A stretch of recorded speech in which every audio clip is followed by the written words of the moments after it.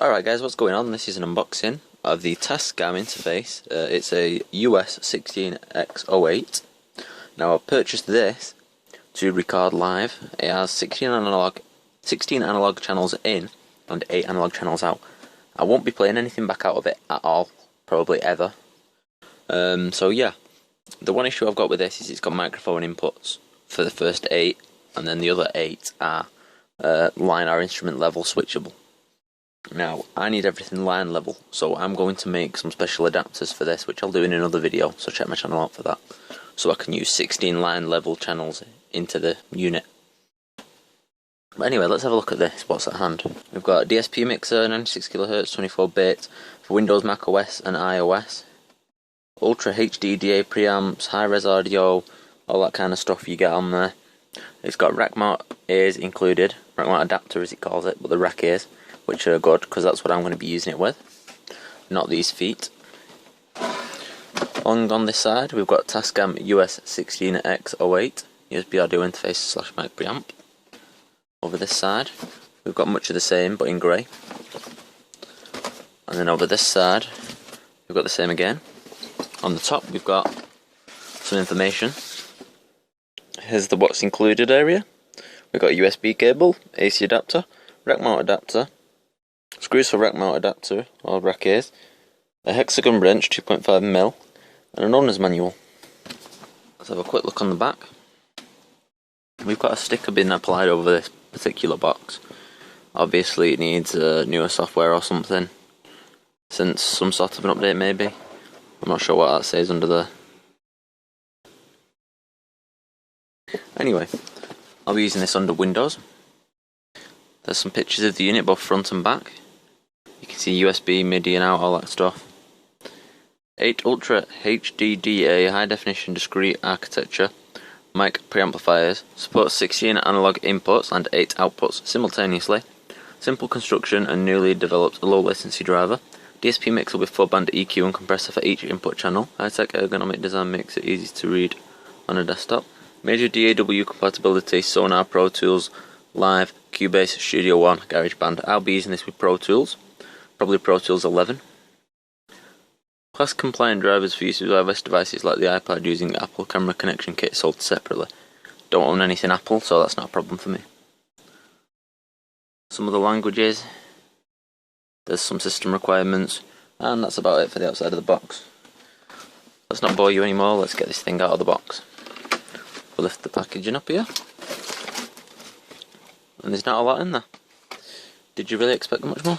What we have got loose here is a plug adapter thing, which I'm not quite sure why it's hanging around loose, but there you go. We've got the owner's manual here. Loads of different languages.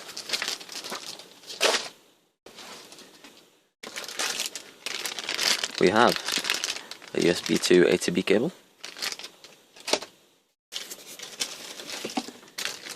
We have a power supply fitted with an American plug. Oh, there's the information on the power supply there. Outputs 12 volts at 2 amps, 24 watts, 12 volts DC. What else is down here?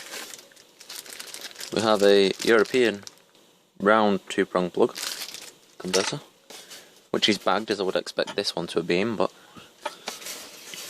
I think that's about it. Let's get the unit out. Oh, there we go. On this side here we've got the rack ears. You can see them bagged individually, which is a bit of a waste really. I mean, put them together. And then there's another separate bag which is containing 4 screws and an Allen key. Should be for the rack ears. Polystyrene end is broken on mine as well. It has been battered about a bit. You can probably tell from the outside of the box when I was undoing that. At least the unit seems okay. The foam took the damage as it's supposed to. Alright. Here is the box itself. Nice black finish. It's in good condition, doesn't look like it's been damaged or anything. Let's go over this in a little more detail. The sides are quite nice though, I do like them. So if you are desk mounting it, it does stand on a slant. Sort of slanted. Starting from the left, what have we got here? we've got the make and the model. We've got a light here, which I presume is the power light, and a USB light, I presume that indicates activity. Standby on switch, so obviously it doesn't turn it off completely. This is an off or on for 48 volts on 1 to 4 and 5 to 8 with the XLRs. Those are your 8 mic preamplifier input channels. We then have in 9 and in 10, which can be switched between line and instrument level signals. We have all knobs here with LEDs, presumably indicator LEDs for the level of the signal, or clip LEDs. Line out 1-2 level, which could be for your speakers or whatever, and a headphone level on the front with a headphone socket. Then around the back we've got the USB connector, we've got MIDI in and output, we have a line in, balanced, 16-15, switchable between -10 dBV and +4 dBu for professional or consumer level. We've then got 14 and 13 line in, switchable again, 12 and 11 line in, again switchable. Here's your wiring diagram for the jack connector. All of these ins and outs are balanced on this unit. Then we've got line out balanced 1 through 8. We have Black Fun or Black Fox or something processor by Analog Devices, and an auto power save on off switch.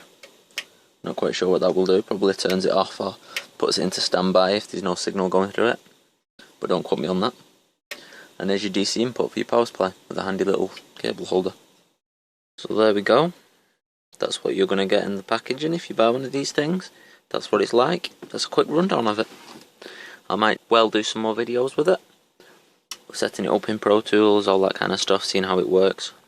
And yeah, you can find them on my channel if you're interested in that kind of thing. Any questions, please ask in the comments down below. Leave a like if you like the video, and subscribe for more. Thanks for watching.